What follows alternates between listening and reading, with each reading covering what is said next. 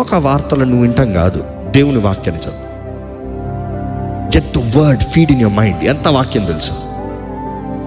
నేను చాలాసార్లు చెప్పాను, 613 దేవుడు thou shall not ఇచ్చాడు. How many have you memorized? ఒక క్రైస్తవుడి జీవితం ఎలాగ ఉండాలి? ఎఫెసీయులకు రాసిన పత్రికలో చక్కగా రాసింది.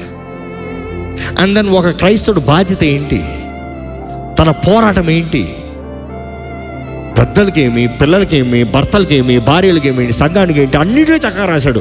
చదివారు ఎఫెసీయులకు రాసిన పత్రిక ఒకసారన్నా? కేవలం 6 చాప్టర్లు ఎంత చెప్తేస్తాడండి? 10-20 నిమిషాల్లో చదివచ్చు. కానీ take at least 1 hour, meditate 1 by 1. దీంట్లోంచి నేను నేర్చుకోవాల్సింది ఏంటి? వాక్యం చదివేటప్పుడు కేవలం చదువుకుని వెళ్ళిపోతాం కాదు, నేను నేర్చుకోవాల్సింది ఏంటి, నేను గమనించాల్సింది ఏంటి, నేను గ్రహించాల్సింది ఏంటి? What is God talking to me? పరిశుద్ధాత్మ దేవా, దీంట్లో నాతో ఏం మాట్లాడుతున్నావు?